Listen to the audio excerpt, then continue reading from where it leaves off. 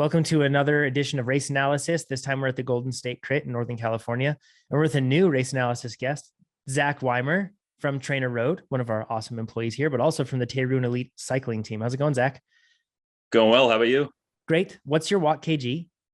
My watts per kilogram is about 4.5. And what's your FTP? My FTP is about 315. Cool. Now, what is the team's strategy on this at this race?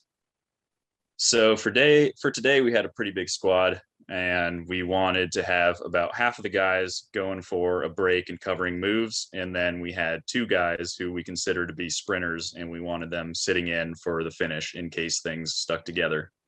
Are there other teams that you're focused on or worried about?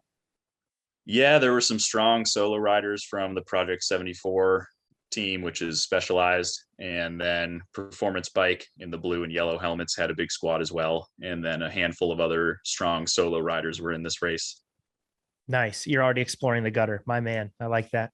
And let's just talk about the course really quick too, and then we'll fast forward to some action. Looking at the course map, it looks kind of straightforward. Like maybe there's two turns where it's hard to pedal through maybe, but otherwise you can pedal through the turns.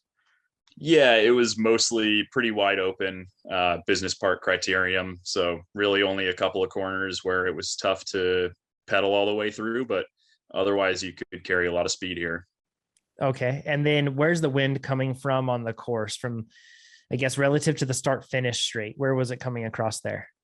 On the start finish straight, it would have been blowing from the left-hand side to the right. Wonderful. So when was the wind, I guess, consequential enough to impact the race? Yeah, I'd definitely say it was strong enough. That's why you could see a lot of folks getting guttered on the left-hand side through this back straight. And then it was a really stiff headwind on the little corner before you got onto the start finish straight. And then same thing, be another crosswind. Got it. All right, cool. We have good context. So the plan is to have half the team race aggressively, draw people out, go for breaks, that sort of stuff, while the other two sprinters and maybe some other riders are focusing on getting ready for a sprint. Sound good? Yeah, exactly. Cool. Let's fast forward a bit to a preem lap. Okay, so Zach, you're in kind of a good position off to the edge here. You're on the sheltered side of the road, like you just said, and the field's been going pretty quick for a while, but now the field's going to slow down. Were you positioning yourself to take advantage of a slowdown? Yeah, ideally, anytime I have more momentum than others, I'm going to try and carry as much speed as I can. Oh, but then they boxed you out, didn't they? Yeah, exactly. It sometimes doesn't go to plan. Because now at 23 miles an hour, you have to be thinking, okay, anybody could attack and it'll actually hurt right now, right? Right, because now I'm in the part of the race that's slowing down while other people are going to have momentum to come by. Yeah, that's the tricky part. So positioning yourself in spots where you aren't going to get closed out, ideally, is best. And now the field's moving pretty quick, 27 miles an hour. That's a decent speed. Makes it so the attacks aren't going to hurt as much at this point. Right. But there goes a rider. You probably had a few chances to kind of go, but you hesitated. And this rider goes. And we're on a preem lap, right? So is your goal to get the points in this preem? It is an omnium.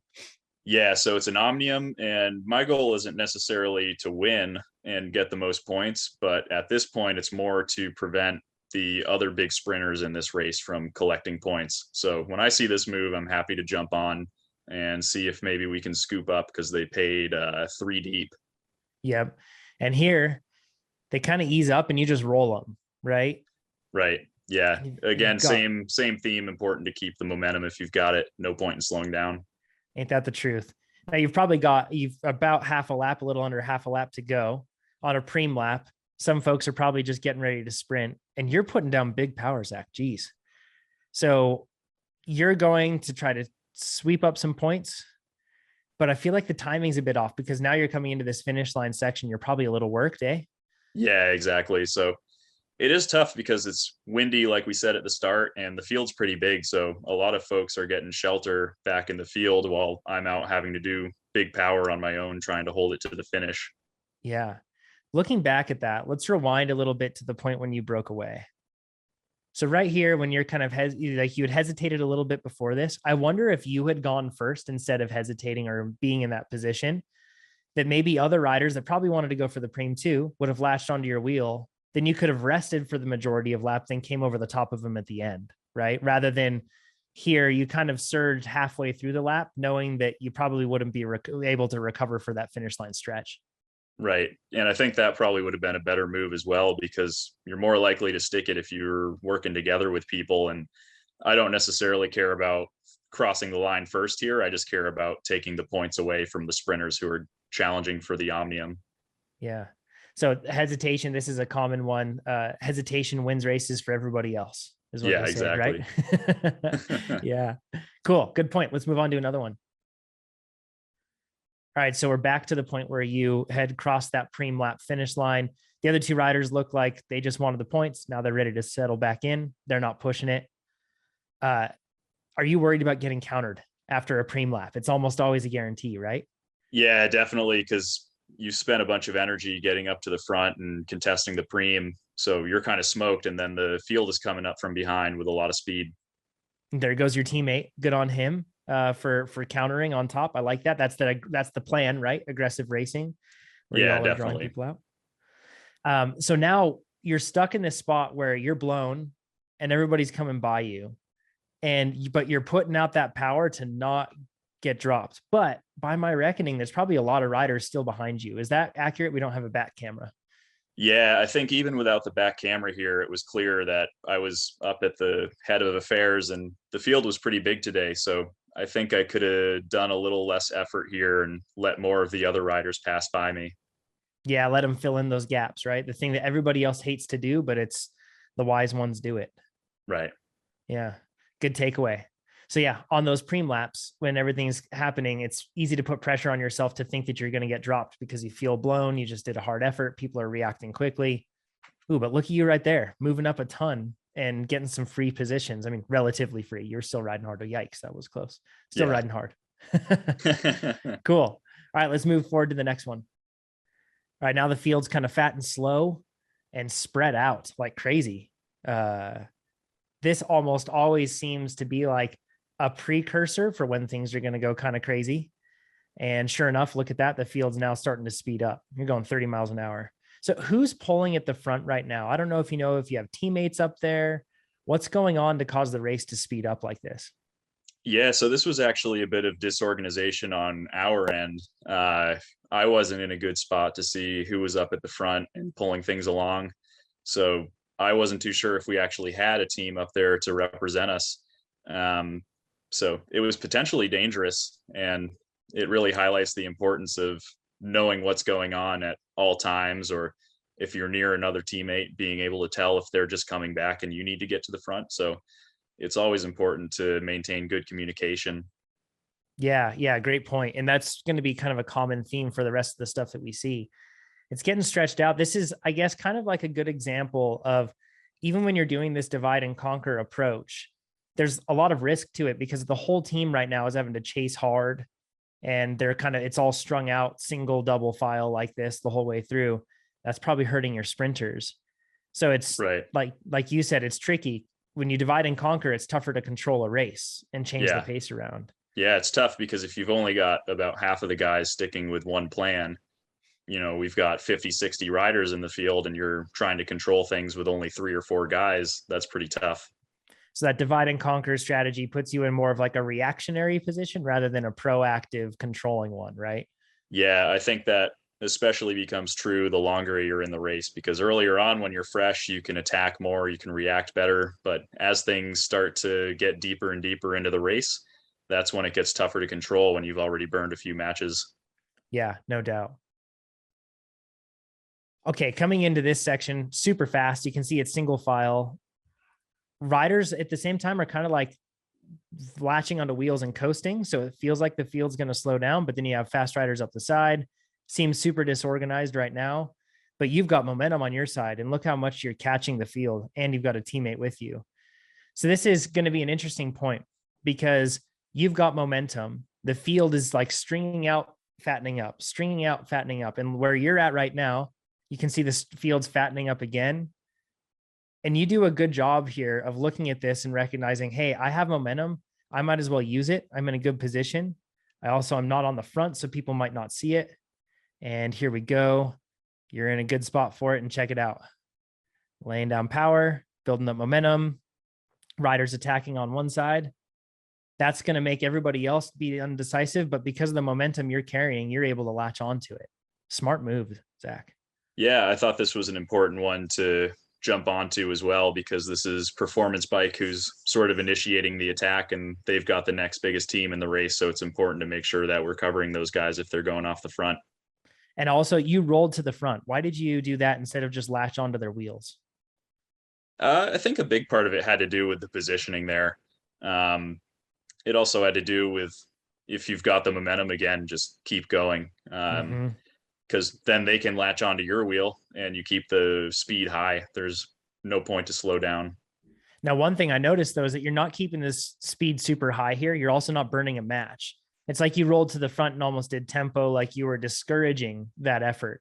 Was that because you were already caught and you didn't get separation? Yeah, the gap was very small. And like you mentioned, the field was fattening up and then stringing out. And right as we happened to go off the front, it was another moment when the field was stringing things out again. And it looked like we were going to get caught pretty quick. So I would rather just save some energy there and roll through at tempo rather than put down the hammer and take some sting out of the legs. I like that. Good decision making, just making it quick, being like, no point in me sitting out here and just burning. I'm just going to drop it down and go easy. Good move. Let's look at an attack where you timed it really well and you ended up sticking with something. So more of the same. Nobody's up the road yet, and we're at 42 minutes into the race, but you're in a good spot. Look at you using momentum, rolling up around the outside. You're not, it's not easy. It's still like a decently hard effort, but you're gaining a whole lot of positions while other people aren't gaining positions whatsoever. So good move, moving around the outside. Okay, now look at this. We have riders up the front. It's like splintering. People are doing the dramatic pull and swing off to the side, showing that they clearly aren't interested in taking up the lead. Meanwhile, you've got a teammate and you're in good spot. And it looks like there's some riders up the road. Nice move right there. Why did you attack here? So at this point, whenever you think about attacking, especially in a 60-minute crit, for example, once you're 30, 40 plus minutes in, that's kind of more likely when it's going to be something that's going to stick. That's when people are tired.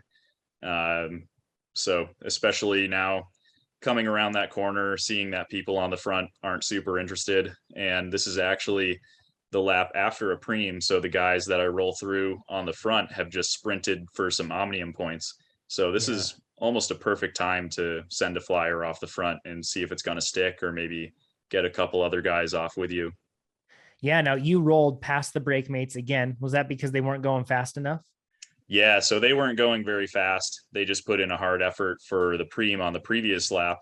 I wind up getting a little bit of a gap, but they were pretty close onto my wheel. So when I come back onto the start finish straight, I'm going to use the wind to my advantage and go into the gutter so they can't follow me as easily. Do you have anybody on your wheel right now? No. So when I got into the gutter and started putting the power down, that dissuaded the guys who had gone for the preem from following. So I got a gap on my own here. So your thought is to hurt the sprinters that, because you want this to come to a sprint for your team, hurt the sprinters that just went for a preem. So once they're tired, counter them and see what they can do. And it actually got them to drag out, which it sounds like they tried to chase for a little bit. So that's a job well done in that regard, right? Yeah, definitely. And it's advantageous for us because if we get a guy who stays off the front, we don't have to chase and other teams do. Yeah, no doubt. Now, are you thinking I'm going to go solo right now? Or are you thinking I'm just going to go for as long as I can until they sweep me up? I'll certainly try to go solo. No point in wasting the energy if I'm off the front right now. And if something sticks, then it's good. We've got our team represented in the breakaway. And if not, it forces others to chase down. Wow, there he goes. So a rider with stars and bars on their kit rolled by super fast. Ear powered started to drop to something a bit more sustainable for a break. You're still carrying around that 27 mile an hour speed, but that rider just ripped past you. What are your thoughts now? Oh yeah, this one hurt. He came absolutely flying by. He must have popped really fast out of the field, and he's really strong. I've seen him at some other races in NorCal, and he's been able to solo and stick in some really strong breaks. So I knew this was a threatening move. So what are you just suffering right now, trying to hold on? Yeah, I was absolutely hurting after putting in the initial effort to get off the front. And I was kind of caught in no man's land with him being a few seconds up the road and then the field a few seconds behind me. With there's some key sprinters right there, Sam Benedict, and then another rider from the Ride Bikes Bros team. Yeah. So you're in the right spot. You're where the action is going to be happening. So good on you for making that move. One thought that I have is if you're going to counterattack sprinters after a preem lap, you want to make it so that it's something they have to chase, or you want to actually hurt them. That's really the goal. It isn't to counterattack, but it's to hurt them after they're already vulnerable, right? Right. Maybe a good option would be if you and a teammate, or maybe your team just went to the front and just absolutely drilled it for a bit to punish them rather than doing a solo move. A good move there, waving people in to fill the gaps, by the way. Good job. But yeah, maybe that's a case, right? Where your team could have worked together to be able to drive the pace high enough. Sure, the team maybe burns a collective match or two, but if the whole field's working together, you might be rolling at 34, 35 miles an hour, and that could really hurt some of those sprinters. Yeah, definitely. And especially in those 2 long straights on the crosswinds. Mm-hmm. Yeah, absolutely. Nice. Thanks for the peace sign from that rider. All right, let's move on to another point. All right, Zach, 53 minutes into the race. What's going on? So we're still in a situation where the Stars and Bars champion is off the front. I'm not actually sure if he had stayed off the front the entire time or if he went again, but in any case, I felt like it was a threatening move that he could potentially stick. And I knew we had to get team representation up the road to cover that. Nice. So you're taking it on yourself as one of the riders that's not holding in for a sprint, but one of the attack and counterattack riders to get up there. Ooh, look at this. This is perfect. Good momentum. And you have a sprinter on the front, Sam, looking back, gives you perfect, like textbook attack. And is that the rider right there that we see off into the gutter on the left? Yeah, so I'm going to put in an effort to get back up to him. And we wind up working pretty well together for a couple laps. And I heard after the race, we actually got a pretty good advantage until Performance Bike wound up taking things up on the front to reel us back. Yeah. So, which by the way, you're closing in fast. Good job. I bet that the rider probably eased up maybe a little bit too, took advantage of that opportunity to recover. So then when you caught on, you could work together hard. But with your FTP being around 320, I think, this is a proper hard effort. You were rolling VO2 and above there for quite a while. Yeah, so when definitely hurts. Yeah. When you catch right now and they're moving to the side, giving you plenty of berth to be able to move through, are you blown? I'm awfully close. So often I don't look at my power meter when I'm racing, but I think at this point it may have actually been useful to look at it just to see, instead of doing 290, 300, I should be doing 350 and just kind of will myself into holding that higher power. But I was riding more on feel at this point and I was not feeling very good.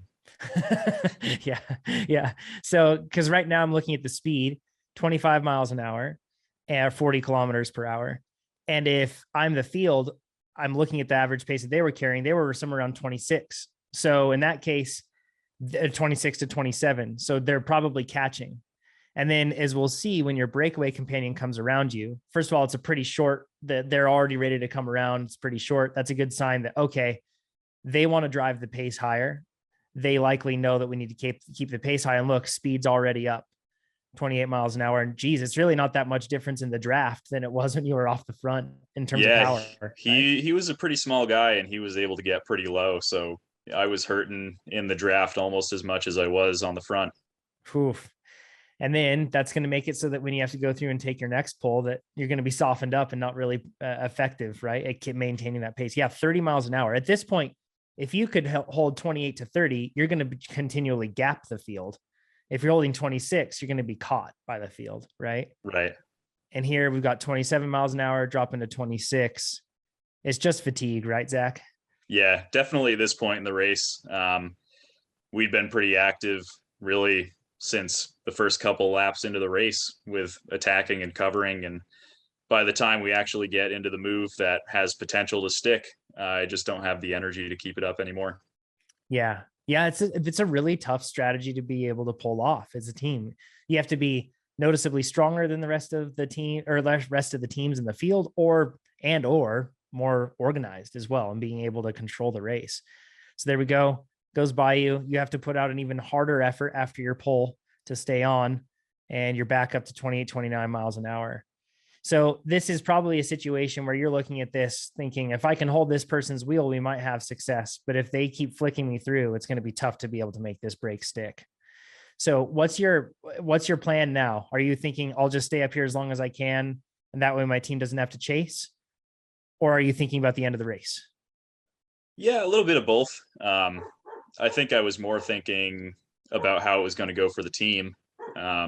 Hopefully getting other guys to chase while I'm up here at the front.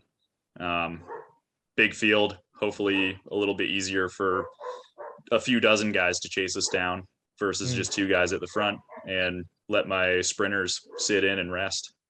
Yeah, no doubt. Well, let's fast forward to the point where you get caught. Sorry for the spoiler, but we'll go to that point. All right. So you've been working together with this rider. Pace is softened. He's on the front and you're only going 26. And there goes a teammate countering you. That seems like it's not too bad. Did the field catch you? And did he attack from the field, or did he bridge up? Yeah, so he bridged up, but it was definitely close at this point. His logic was he wanted to ride through us and make this rider who I was sitting on chase him down. And then that's not knowing exactly that you were already suffering. Yeah, exactly. Hold on. He didn't know that I was really hurting here. So I'm luckily getting a free-ish ride up to my teammate. yeah, ish. Emphasis on the ish. And his goal was, when we caught him, was to have me ride through and counter. But as we just discussed, I was really hurting and not exactly in a place to pull that plan off here. And that probably just made the rest of the field more nervous and more eager to chase you down, being the biggest team in the field, right? Right, because then they see there's 2 of us off the front, and that's really going to make alarm bells start ringing. Yeah, no doubt. This is like communication so important, and it's tough when you don't have radios. But when you get this clear sign, when you're in this breakaway that like I'm spent, clearly you couldn't have communicated it to your teammate by then. But that's why it's really important to communicate your condition and how you're feeling whenever you have a chance in a race. So then your teammates have good beta to work off of and to know how to react, right? Right. Yeah. And the other side of it too, I feel like sticking to the race plan is its own form of communication as well. Like if your teammate pulls an audible and just assumes that you know what you're doing, if you really know each other well, then that can work. But otherwise, if you pull an audible and it's not part of the race plan and you don't have that, telekinesis established between you two, it can be really tough. Yeah, definitely. And it was actually a bit of a controversial moment for our sprinters, because at this point, there's only a few laps left in the race, and they're thinking, oh, good, we've got a couple more guys who can help with the lead out. So maybe we'll have 3 or 4 guys leading things out rather than 2 or 3. So to them, to see another guy go off the front when the race is so close to being over, they see it as almost spending a match we didn't need to, when they could be helping out for the final 500 meters. And clearly there's a lot of built up tension and hesitation in the field there, because you were rolling around at a pretty slow pace for a while and they hadn't countered you, and then now they're going. So yeah, it's definitely at this point, it's building toward a sprint, and that riding was probably on the wall as soon as your break wasn't going to work. Huh? Yeah, exactly. Yeah. Well, let's go to the last lap. We're on the last lap now. We have riders pulling off onto the concrete on the side there, onto the sidewalk, because they're blowing up, trying to lead out other riders. How did you pivot? What's your goal now? You were the attacker, and now it's clearly going to end in a sprint. Yeah, so now I'm just trying to help my team out as much as I can, but unfortunately it's a little bit too late and I don't have any energy left. So things are already pretty fast at the front, and it's going to require a huge effort to get up there. And I'm going to try my best anyway, but you'll see pretty quickly I give it a shot and take a look over, and the legs just tell me no, so I pull the plug. Yeah, it looks like you have a teammate decently well positioned, maybe a bit far back. Oh, but there they go. So that's got to be heartening for you to see that coming into it. But it looks like there's a few riders with the same jersey, that Project 74 white jersey up there too. Yeah. So the big thing was they weren't super active in this race. They did have some good success taking a lot of the omnium points, but otherwise they weren't attacking. They were just sitting in and resting for this finish. So I think it was tough because we didn't have enough manpower up there to control things in this last lap. And our 2 guys who we were saving for the finish kind of got swarmed. Yeah. So I takeaway, and this is the best part about racing. We can try and learn and test all we want, right? And a takeaway from this one that I'm getting is dividing and conquering comes with risks when you split things up. Whereas being wholly committed to one single outcome, well, sometimes that feels really narrow-ended and like you missed opportunities, but at the same time, in your case, it might have worked better. But it's interesting. This has been a good case study in dividing and conquering and how it works out, huh? Yeah, absolutely. Thanks, Zach. Good learnings today, coming off of how dividing and conquering and how tricky it can be. Also on carrying momentum, attacking, sticking with attacks, all good stuff. If people want to become a faster cyclist that are watching this right now, that's you, speaking to you. You should go to trainerroad.com, sign up, become a faster cyclist. Like this video, share it with your friends, subscribe to our YouTube channel, check out all the other YouTube content, and we'll talk to you all soon. Thanks, Zach. Thanks.